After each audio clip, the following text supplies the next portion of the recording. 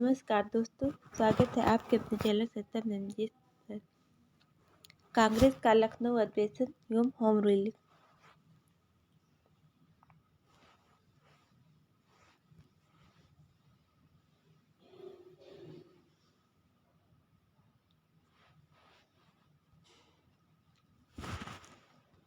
वर्ष 1916 में संपन्न लखनऊ समझौता किससे संबंधित? कांग्रेस एवं मुस्लिम लीग के समझौते से। वर्ष 1916 में भारतीय राष्ट्रीय कांग्रेस के लखनऊ अधिवेशन की किसने अध्यक्षता की थी? अंबिका चरण मजूमदार ने। सूरत अधिवेशन से पृथक हुए उग्रवादियों एवं उदारवादियों का पुनः एकीकरण किस अधिवेशन में हुआ? लखनऊ अधिवेशन में। अतवादियों एवं उदारवादियों के पुनः एकीकरण की प्रक्रिया की प्रमुख शिल्पकार कौन थी? Annie Besant. वर्ष 1916 में मुस्लिम लीग और कांग्रेस के मध्य समझौता किसके द्वारा कराया गया? बाल गंगाधर तिलक के द्वारा। कांग्रेस के 1916 के लखनऊ अधिवेशन में लिया गया वह निर्णय क्या था जिसके मुख्य दूरगामी परिणाम हुए? कांग्रेस द्वारा मुस्लिम लीग की पृथक निर्वाचन क्षेत्र की मांग स्वीकार। मोहम्मद अली जिन्ना को हिंदू मुस्लिम एकता का दूत किसने कहा था? सरोजिनी नायडू ने। मदन मोहन मालवीय ने कांग्रेस और मुस्लिम लीग के मध्य होने वाले समझौते का विरोध किया था। मदन मोहन मालवीय ने कांग्रेस और मुस्लिम लीग के मध्य होने वाले समझौते का विरोध किया था।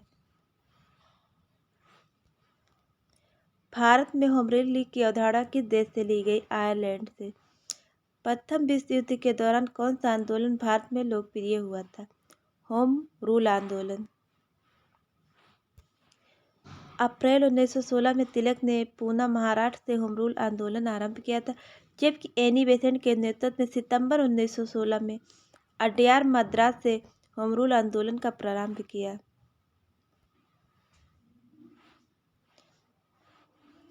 एनी बेसेंट ने किस साप्ताहिक पत्रिका के माध्यम से स्वशासन मांग की थी? कॉमनवेल्थ। 2 जनवरी 1916 को लंदन में भारतीय होम रूल लीग की स्थापना की गई। इसके महासचिव डी ग्राहम पोल थे। होम रूल आंदोलन। होम रूल आयरलैंड का शब्द है। होम रूल आयरलैंड का शब्द है। होम रूल का अर्थ है स्वशासन। सर्वप्रथम आयरलैंड में होम रूल लीग की स्थापना रेमंड के द्वारा की गई। 1916 ईस्वी को प्रारंभ इस आंदोलन के समय भारत के वायसरॉय लॉर्ड चेम्सफोर्ड थे।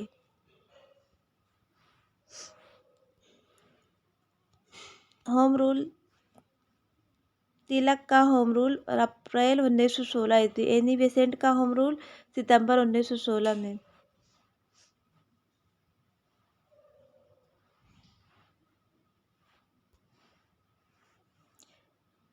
तिलक का होम रूल अप्रैल 1916 में। क्षेत्र महाराष्ट्र कर्नाटक। मुख्यालय बेलगांव कर्नाटक। समिति स्वरूप अध्यक्ष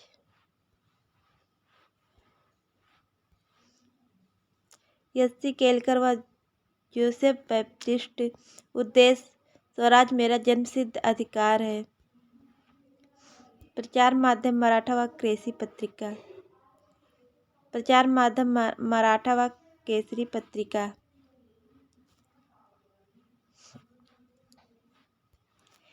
एनी बेसेंट का होम रूल सितंबर 1916। क्षेत्र महाराष्ट्र तमिलनाडु। मुख्यालय अड्यार मद्रास। अखिल भारतीय स्वरूप सचिव जॉर्ज अरुंडेल। उद्देश्य स्वशासन की स्थापना। प्रचार माध्यम कॉमनवेल्थ व न्यू इंडिया।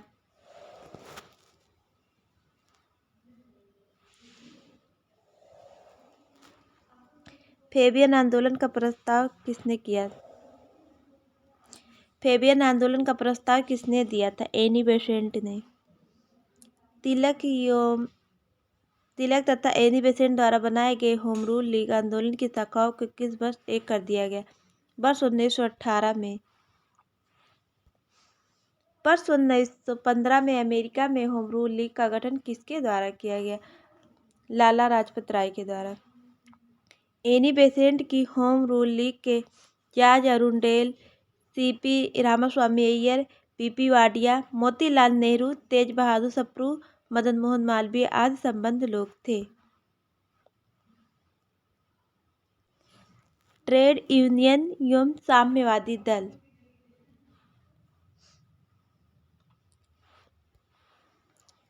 वर्ष 1890 में गठित भारत का प्रथम मजदूर संगठन बॉम्बे मिल हैंडल्स की स्थापना किसके द्वारा की गई? यह नियम लोखंडे के द्वारा। वर्ष 1918 में अहमदाबाद टेक्सटाइल लेबर एसोसिएशन की स्थापना किसके द्वारा की गई? महात्मा गांधी के द्वारा। गांधी जी ने अहमदाबाद टेक्सटाइल लेबर एसोसिएशन से ट्रस्टीशिप का सिद्धांत प्रतिपादित किया। इसके अनुसार पूंजीपति मजदूरों के हितों की रक्षा करने वाला ट्रस्टी होता है, न कि मालिक होता है। All India Trade Union Congress की स्थापना कब हुई थी? वर्ष 1920 में बम्बई में। All India Trade Union Congress के संस्थापक कौन थे? N M Joshi. Lala Lajpat Rai All India Trade Union Congress के प्रथम अध्यक्ष हैं। Lala Lajpat Rai All India Trade Union Congress के प्रथम अध्यक्ष थे। वर्ष 1929 में नागपुर में संपन्न all India Trade Union Congress की अध्यक्षता किसके द्वारा की गई? जवाहरलाल नेहरू के द्वारा। वर्ष 1929 में नागपुर में संपन्न all India Trade Union Congress की अध्यक्षता किसके द्वारा की गई? जवाहरलाल नेहरू के द्वारा। मई 1947 में स्थापित Indian national trade Union Congress की प्रथम अध्यक्षता किसके द्वारा की गई? सरदार वल्लभ भाई पटेल के द्वारा। रूस में कम्युनिस्ट नेशनल की स्थापना किस वर्ष की गई? मार्च 1919 में।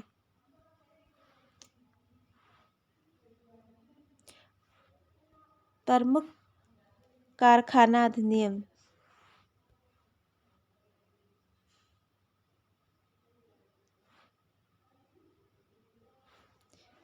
कारखाना अधिनियम 1881। Governor general Lord Ripon. कारखाना अधिनियम 1891 ईस्वी में। इस समय गवर्नर जनरल लॉर्ड लैंसडाउन थे। कारखाना अधिनियम 1911 ईस्वी। इस समय गवर्नर जनरल लॉर्ड हार्डिंग द्वितीय थे। कारखाना अधिनियम 1922। इस समय गवर्नर जनरल लॉर्ड रीडिंग थे।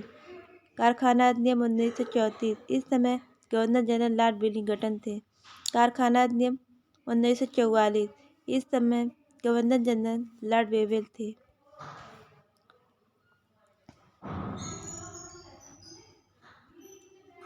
भारत में औद्योगिक कार्यशाला व बगीचों में श्रम की स्थिति में सुधार हेतु हिटले आयोग का गठन किया गया था।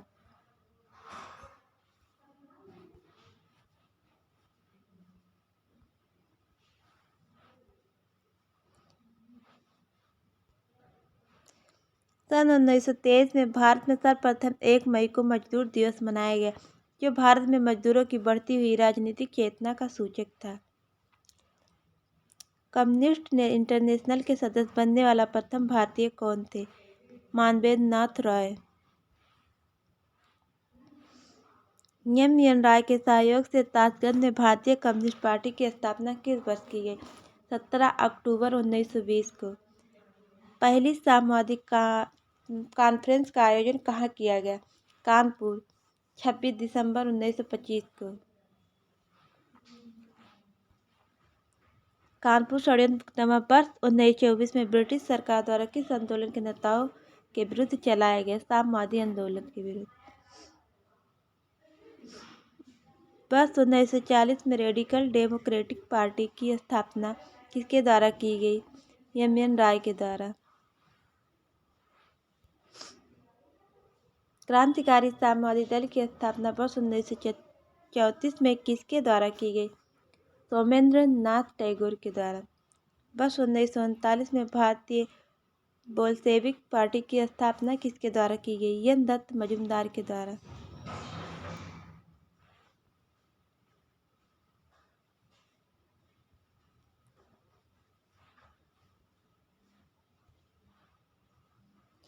ब्रिटिश भारत में गठित महत्वपूर्ण आयोग।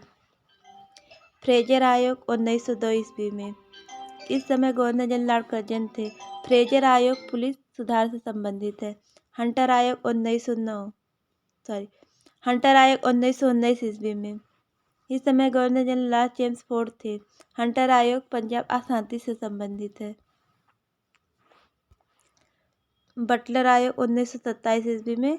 गवर्नर जनरल लॉर्ड इरविन थे। बटलर आयोग भारतीय रियासतों के साथ संबंधित है। लिनलिथगो आयोग 1928 ईस्वी में। गवर्नर जनरल लॉर्ड इरविन थे। लिनलिथगो आयोग भूमि सुधार से संबंधित है।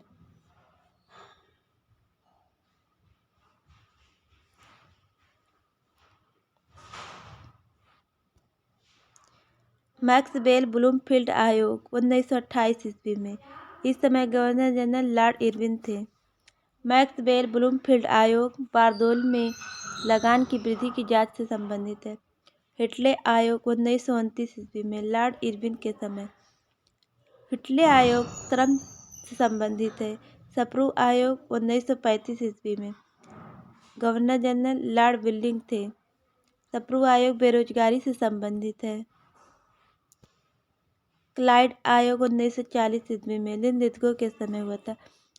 क्लाइड आयोग तेभागा आंदोलन से संबंधित है। जय हिंद दोस्तों।